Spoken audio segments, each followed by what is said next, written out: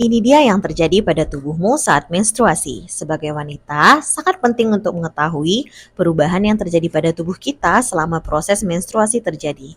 Menstruasi adalah hal yang normal terjadi setiap bulan pada wanita, terjadi perdarahan per vagina yang disebut juga dengan haid atau datang bulan.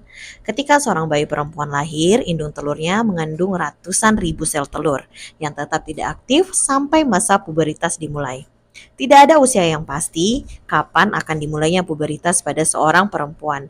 Namun kebanyakan anak perempuan akan mendapatkan haid pertamanya setelah 2 tahun payudara mereka mulai berkembang, sekitar usia 10 sampai 15 tahun. Tetapi berbeda pada setiap anak. Di otak terdapat dua struktur, yaitu kelenjar hipofisis dan hipotalamus yang akan menghasilkan hormon kompleks yang merangsang ovarium untuk membentuk hormon perempuan yang akan memulai dan mengontrol siklus menstruasi. Menstruasi akan terus berlanjut sampai sekitar usia 51 tahun. Biasanya berlangsung selama 3 sampai 8 hari setiap siklusnya. Siklus menstruasi mencakup beberapa fase. Yang pertama, dari siklus menstruasi dimulai, yaitu pada hari pertama hingga hari ke-14. Pada fase ini, kelenjar hipofisis yang terletak di dasar otak akan melepaskan hormon yang disebut FSH. Hormon ini menyebabkan sebuah folikel berisi sel telur yang matang untuk berkembang. Folikel yang matang ini akan menghasilkan hormon yang disebut estrogen, yang meningkat dan mencapai puncaknya sekitar hari ke-12 dan menyebabkan lapisan rahim yang disebut endometrium menjadi lebih tebal dan kaya akan darah, yang bertujuan untuk mempersiapkan tubuh wanita untuk hamil. Pada hari ke-14, jumlah LH dan FSH yang tinggi menyebabkan sel telur dilepaskan. Kadar LH yang tinggi juga menyebabkan lonjakan singkat testosteron yang menyebabkan dorongan seks atau libido meningkat.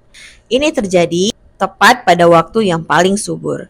Setelah lepas, sel telur akan memasuki tuba Fallopi. Rambut-rambut kecil di lapisan tuba membantu mendorong sel telur menuju rahim.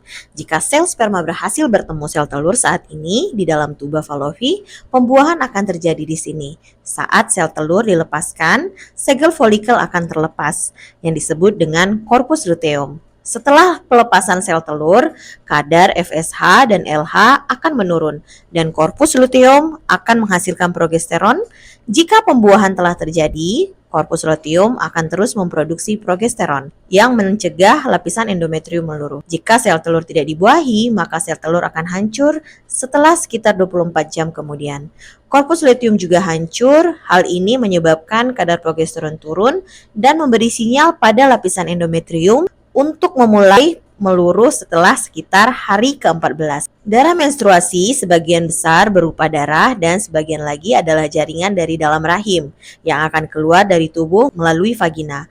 Menstruasi akan datang lagi setiap 24 hingga 38 hari dari hari pertama menstruasi sebelumnya. Selain perdarahan dari vagina, kamu juga mungkin mengalami nyeri, kram perut atau panggul, nyeri punggung bawah, sakit kepala, kelelahan, perubahan suasana hati atau mood, dan mudah marah. Nafsu makan meningkat, payudara membesar, dan juga nyeri. Jika keluhan-keluhan tersebut sangat mengganggu, kamu bisa berkonsultasi dengan dokter.